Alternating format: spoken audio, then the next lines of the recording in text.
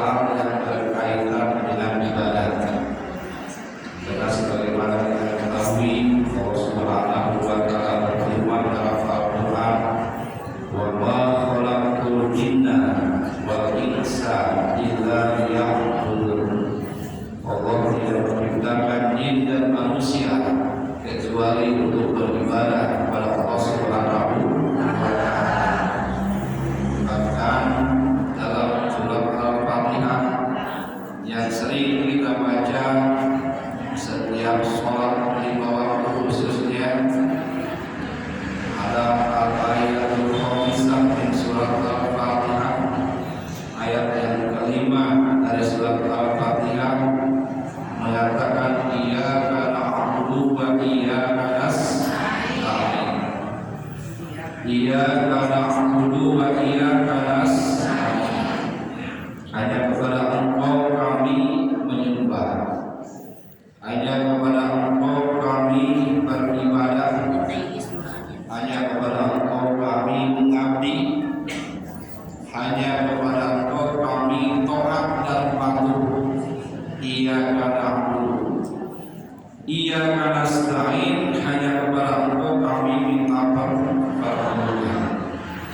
Pertolongan dalam hal apa? Pertolongan dalam hal ibadah khususnya dan segala hal yang lainnya. Maka disitu disebutkan iyyaka na'budu wa iyyaka nasta'in. Jadi kita minta tolong kepada Allah dan dalam hal urusan ibadah khususnya dan juga hal-hal yang lainnya. Para hadirin kaum muslimin rahimahullah, iyyaka na'budu, hanya kepada Engkau kami ibadah, hanya kepada Engkau kami mengabdi. Ibadah itu menurut pendapat sebagian para ulama, al-qiyamu bil fi'li ma'mur syar'an, melaksanakan dengan memperbuat sesuatu yang dituntut pada syarat. Melaksanakan apa yang dituntut oleh syarat itu namanya ibadah. Kita sholat ibadah, kita zakat ibadah, kita puasa ibadah, kita naik haji ibadah, kita baca Al-Quran ibadah, kita pergi ke pengajian juga ibadah. Karena Allah Subhanahu wa Ta'ala al-qiyam fil bil ma'ruf syar'an. Hanya kepada Engkau ya Allah kami menyembah, kami beribadah, dan hanya kepada Engkau kami minta pertolongan. Nah, terutama dalam hal ibadah itu sendiri, karena ibadah itu begitu sulit, begitu rumit, perlu pertolongan dan bantuan Allah Subhanahu wa Ta'ala. Bahkan ada 4 hal yang berkaitan dengan ibadah. Yang pertama adalah sihhatul ibadah. Target kita itu yang pertama adalah sahnya ibadah. Yang kedua qabulul ibadah, diterimanya ibadah. Dan yang ketiga kasratul ibadati wa mudawamatuha ilal maut, banyaknya ibadah dan rutinnya ibadah sampai maut. Ya. Kemudian yang keempat, memelihara ibadah yang ada jangan sampai digugurkan pahalanya oleh Allah Subhanahu wa Ta'ala. Jadi ada 4 hal yang berkaitan dengan ibadah. 1, sahnya ibadah.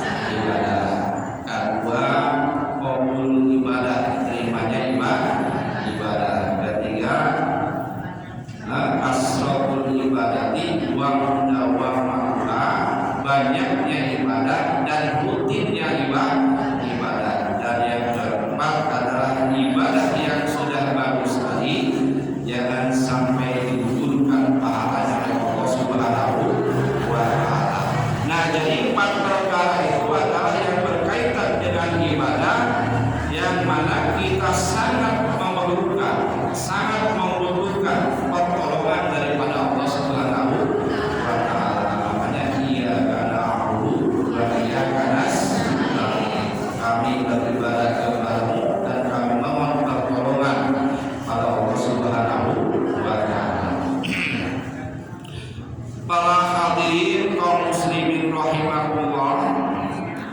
ibadah itu dikatakan sah. Sihatul ibadah yang pertama kita ketahui adalah sahnya ibadah itu ilmu. Kalau kita tidak punya ilmu, ibadah kita tidak sah. Walaupun ibadah kita sama dengan yang tidak punya ilmu.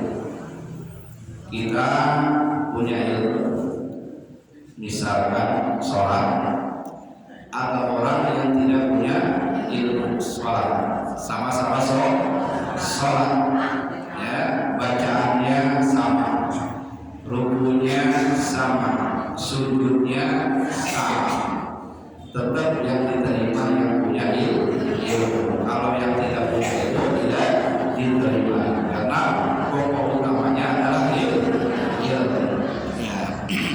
Al-ilmu bi bariyatil ibadah wal ilmu bi kaifatil ibadah, ilmu dengan keperluan ibadah dan ilmu tata cara ibadah itu merupakan pokok yang pertama agar ibadah kita sah. Belum diterima baru sah. Ya. Yang pertama ilmu tauhid. Ya, yang pertama ilmu tauhid. Ilmu mengetahui siapa yang kita sembah. Ilmu mengetahui siapa yang kita ibadati. Rasulullah SAW bersabda, qalilul amal yanfa'u al-ilmi billah, wa kasirul amal la yanfa'u ma'al jahli billah. Sedikit amalnya, tapi dia tahu tentang Allah Subhanahu wa ta'ala, itu lebih bermanfaat.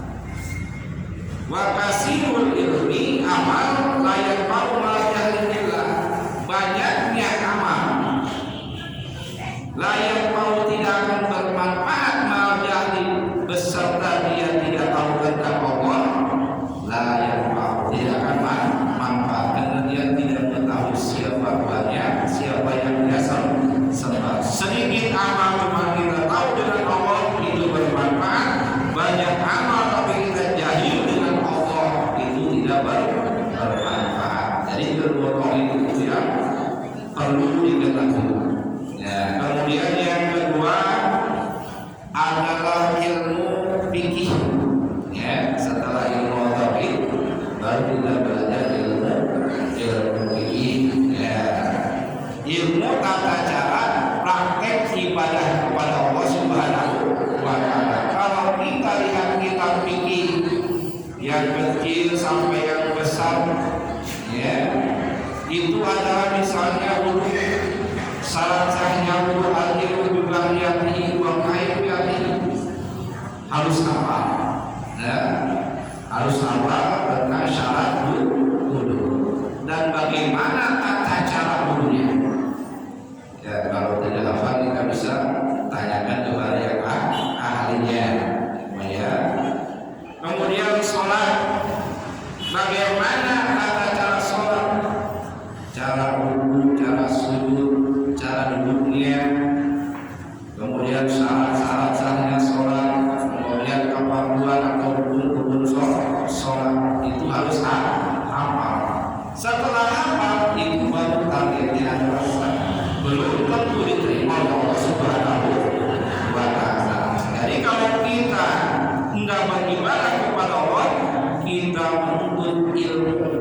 Ya, kita harus menuntut ilmu. Apa hukumnya menuntut ilmu? Tergantung. Ya,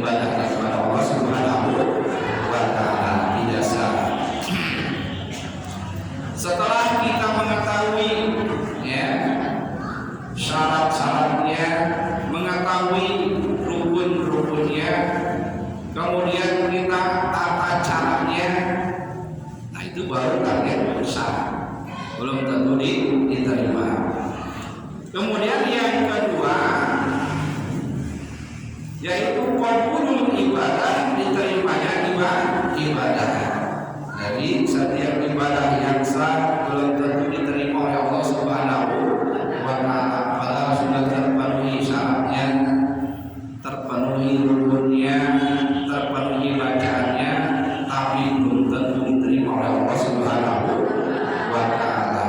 Ya, maka di sini ibadah itu sangat sulit, sangat rumit, perlu pertolongan Allah Subhanahu wa taala. Ya, perlu pertolongan Allah Subhanahu wa taala. Man di sini Imam Ghazali mengatakan, ngasih tahu tentang cara bagaimana agar ibadah kita diterima oleh Allah Subhanahu wa taala. Setelah sah agar diterima oleh Allah Subhanahu wa taala, Imam Ghazali mengatakan dalam kitab Al-Mudir at-taubah. At-taubah,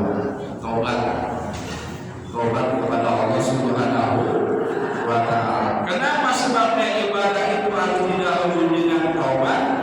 Sebelumnya karena Rasulullah sallallahu alaihi wasallam bersabda, "At-taibu habibullah." Orang yang taubat itu adalah kekasih Allah. Ya. Orang yang taubat itu adalah kekasih Allah. Kalau kekasihnya yang beribadah, pasti diterima oleh Allah Subhanahu wa taala, karena yang ibadah itu adalah kekasihnya. Dan juga sebaliknya, mafhum daripada at-taibu habibullah, al-masir wadibullah. Ya, orang yang melanggengkan maksiat itu ada dalam murka Allah Subhanahu wa taala, ada dalam musuh Allah Subhanahu wa taala, dimarahi oleh Allah Subhanahu wa taala. Kalau kita ibadah dalam keadaan sedang maksiat, rutin melaksanakan maksiat, sulit diterima ibadah oleh Allah Subhanahu wa taala. Apa sebabnya? Sebab kita ada dalam murkanya Allah Subhanahu wa taala. Kalau kita ibadah Allahnya sedang murka, sulit diterima oleh Allah Subhanahu wa taala. Nah, jadi tobat kepada Allah itu merupakan asas, ya, fondasi asasul thoriq, fondasi jalan kita menuju Allah Subhanahu wa taala. Kalau kita masih suka menggunjing orang lain, masih mulut kita mengatakan ayat yang haram, ya, maka sulit untuk diterima ibadah kita oleh Allah Subhanahu wa taala, karena kita masih ada dalam murka Allah Subhanahu wa taala. Maka sebelum sholat, ya, sebelum ibadah yang lainnya, usahakan istighfar kepada Allah Subhanahu wa taala. Maka Allah Subhanahu wa taala menyarankan sebelum melaksanakan sholat kita disunahkan berwudu, bahkan jadi syarat. Jadi syaratnya sah sholat. Wudu itu bukan hanya menghilangkan hadas dari anggota tubuh kita, tapi juga menghilangkan dosa-dosa yang ada pada diri kita. Setelah hilang terbawa dengan air wudu, maka dosa kita habis, kita berhadapan dengan Allah, insya Allah ibadah kita diterima oleh Allah Subhanahu wa taala. Maka hati-hati dalam berwudu supaya wudu itu sempurna. Pelajari syarat-syaratnya, pelajari rukun-rukunnya, pelajari pasunatan-pasunatannya.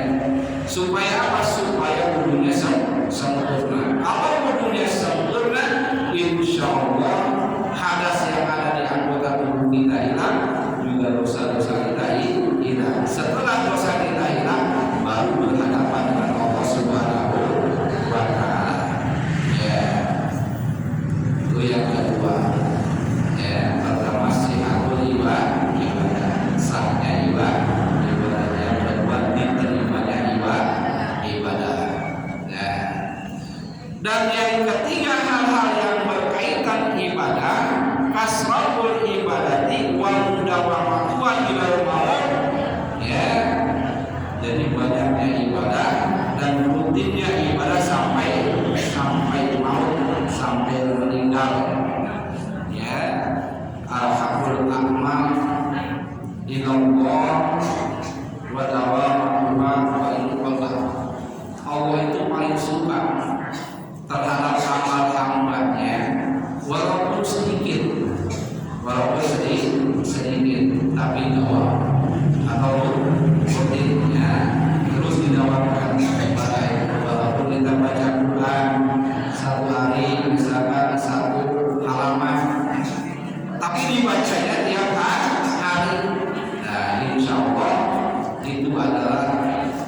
bisa melanggengkan ibadah kita kepada Allah Subhanahu wa taala. Nah, kemudian apa yang menghambat kasratul ibadah itu? Banyak. Ya, yang menghambat banyaknya ibadah dan rutinnya ibadah kata jauh ahli dunia. Ya, kita harus bisa menyisihkan dunia. Ya, kalau kita masih disibukkan dengan masalah dunia, disibukkan dengan masalah bisnis, perdagangan, pertanian, ya, peternakan dan lain sebagainya, sulit untuk banyaknya ibadah kepada Allah Subhanahu wa taala. Jadi harus dihilangkan dulu. Tidak dihilangkan tapi dikendalikan. Ya, tapi dikendalikan. Jangan sampai kita melaksanakan sholat, habis dari sawah baru melaksanakan sholat, habis dari pasar baru kita sholat. Jadi sekebulunya. Ya, jadi sekebulunya. Kemudian kata jarud anil makhluk juga harus menyisihkan diri dari makhluk Allah. Karena kalau kita terus bergaul, siapa aja kita temani, ya, akhirnya mengganggu terhadap ibadah kita. Tidak bisa rutin, tidak bisa banyak, karena terganggu dengan teman-teman kita. Makanya di situ kita harus bisa memilih teman yang bisa mengajak kita kepada ibadah dan teman yang mengganggu terhadap ibadah kita. Itu di antaranya adalah kata jarud. Kemudian juga yang mengganggu ibadah itu adalah syaitan. Ya, setan. Ya, satu kita menyisihkan dari dunia. Kedua kita menyisihkan dari makhluk Allah. Dan ketiga adalah kita supaya ibadah kita itu banyak dan rutin. Nah, ini tidak terlepas daripada syaitan. Kenapa syaitan itu sudah berjanji dia akan menyesatkan manusia sampai hari kiamat, terus mengganggu ibadahnya manusia. Apa yang digoda oleh syaitan itu? Yang pertama, kufurlah kamu, kata syaitan, tapi tidak langsung. Ya, tidak langsung. Biasanya syaitan itu mengajak manusia mencintai hal-hal yang berbau dengan orang kafir, dan mulai pakaian, makanan, ya, kendaraan dan lain sebagainya menyerupai orang kafir. Lama-lama dia terbawa kufur. Nah, itu adalah kerjaan setan. Nah, kalau itu tidak berhasil, setan itu tidak berhenti menggoda manusia. Apa kemudian menggodanya? La takmal, jangan dulu beramal, kamu itu masih muda, masih ada waktu, nanti tobatnya setelah umur 50 tahun ke atas, baru ibadah kepada Allah Subhanahu wa taala. Nah, kita bisa jawab setan itu adalah dengan takwa dan ilmu. Untuk menangkal setan itu dengan takwa dan ilmu. Ketika dia mengajak kumpul kepada kita, ilmu kita mengatakan inna dina indallahi Islam. Sesungguhnya agama yang diridhoi oleh Allah Subhanahu wa taala adalah agama Islam. Kemudian juga setan mengajak supaya amal itu jangan dulu dikerjakan, ditunda karena masih muda. Nah, ilmu kita mengatakan bahwa umur itu tidak memandang dua umur. Ya, bisa dikasih umur panjang, bisa juga dikasih umur pendek. Ketika dikasih umur pendek, dan kita tidak sempat bertobat kepada Allah Subhanahu wa taala. Nah, di situ setan menggoda kita, dan di situ kita bisa menangkal setan itu. Bahwa umur itu tidak bulan, ya, bisa kapan saja Allah mengambilnya. Jadi berbahaya sekali orang yang benar-benar tobat kepada Allah Subhanahu wa taala. Kemudian setan juga terus berusaha menggoda manusia. Sawil amal, ya, tujuan amal atau anjil amali, buru-buru dalam beramal, ya. cepat-cepat ya dalam beramal. Itu adalah godaan syaitan. Ketika kita rukuk tidak ada tumanina, ketika kita sujud tidak ada tumanina, terus diganggu oleh syaitan supaya cepat-cepat. Ketika kita sujud bercepat-cepat, di situ tidak ada tumanina. Hilang satu rukun maka tidak sah salatnya. Maka di situ kita harus perlahan. Setan, tinggalkan jarak minka. Sesungguhnya yang cepat-cepat itu dari kamu setan, wa ta'ati minallah, dan pelan-pelan itu dari Allah Subhanahu wa ta'ala. Itu menangkap setan. Jadi ketika rukuk di situ ada tumanina. Apa tumanina? Tumanina itu seluruh anggota badan tidak bergerak. Seluruh anggota badan tidak bergerak selama dia membaca ketika rukuk. Begitu juga dalam tidak sami Allahu liman hamidah, di situ ada tumanina, berdiri dulu sejenak sampai mengucap sami Allahu liman hamidah, Rabbana lakal hamdu fis samawati wal ardi wa baina ma syi'ta min syai'in. Itu minimal baru kita bergerak. Nah, tapi di situ saya mengubah. Ya, ketika tidak jelas berdirinya. Ketika sujud seperti ayam memakan makanannya, ya begitu cepat. Jadi harus pelan-pelan. Kemudian setan juga terus mengajak, ya supaya kita itu merusak ibadah kita. Tapi kalau kita dengan ilmu, dengan takwa kepada Allah Subhanahu wa ta'ala, kita bisa tangkis, kita bisa halangi godaan syaitan. Yang terakhir adalah nafsu. Godaan nafsu. Ya, nafsu ini selalu dia menginginkan kenikmatan yang sesaat. Kenikmatan yang sesaat itu adalah nafsu. Misalkan kita sulit untuk bangun tengah malam, dingin, kata nafsu dingin. Nah, kata para ulama ada obatnya, ya pilihan dari nafsu dengan melatih nafsu. Nafsu itu harus dipaksa, ya nafsu itu harus dipaksa. Itu baru bisa dikalahkan,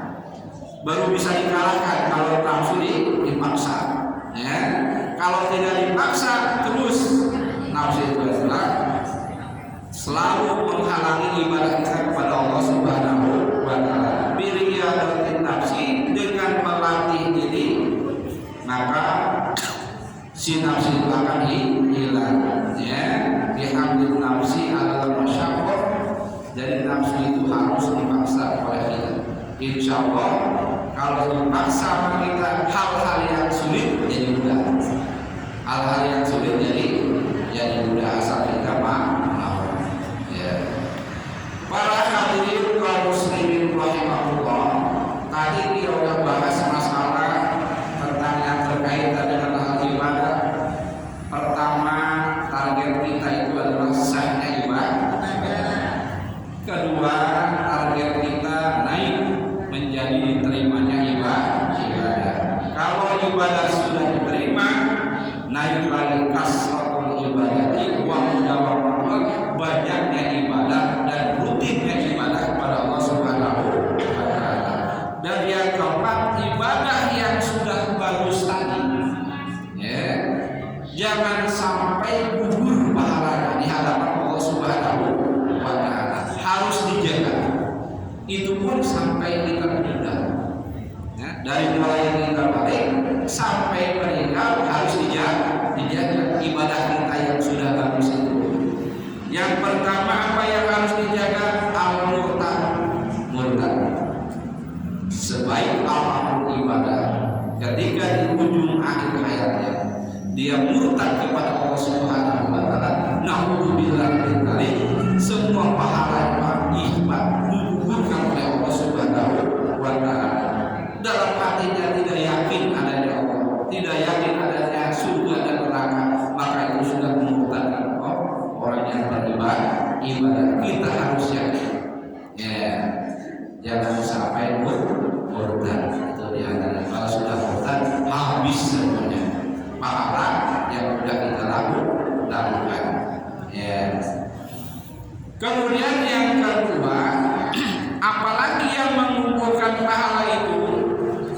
Yang kedua adalah riya. Ya, riya menggugurkan amal. Maksud dia di sini adalah menggunakan ibadah untuk mendekatkan diri kita kepada makhluk.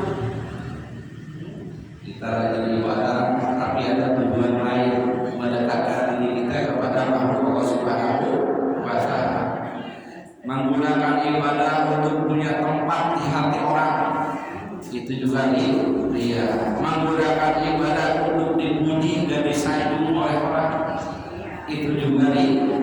Menggunakan ibadah agar dikasihani orang, itu juga riya. Menggunakan ibadah agar dihutangi orang, nah itu juga riya. Nah, riya itu adalah menggugurkan amal ibadah. Itu harus hati-hati. Ya, sepertinya sudah terbiasa, tapi itu harus hati-hati karena menggugurkan ibadah kita di hadapan Allah Subhanahu wa Ta'ala, pahalanya habis ya oleh sebab riya. Bagaimana caranya? Kita melaksanakan ibadah karena Allah Subhanahu wa Ta'ala, tidak ada tujuan lain selain Allah Subhanahu wa Ta'ala. Kemudian yang ketiga yang mengumpulkan pahala ibadah itu adalah wujud. Ya, wujud. Ketika kita beribadah, ibadah itu sulit. Contohnya sholat tahajud sulit bangun malam. Ya, ternyata setelah dipaksa bisa. Setelah bisa jadi kebiasaan. Tapi dalam hatinya merasa ini adalah hasil kerja saya sendiri, hasil prakarsa saya sendiri. Dia tidak tahu, dia tidak lupa akan taufik dan hidayah Allah Subhanahu wa Ta'ala. Karena setiap ibadah yang kita laksanakan itu adalah taufik dan hidayah Allah Subhanahu wa Ta'ala. Itu adalah rahmat Allah Subhanahu wa Ta'ala. Contoh kita kalau sholat kepengen ikhlas, gampang pakai ikhlas itu. Yang pertama pakai ilmu hakikat, yang kedua pakai ilmu syariat. Hakikatnya apa?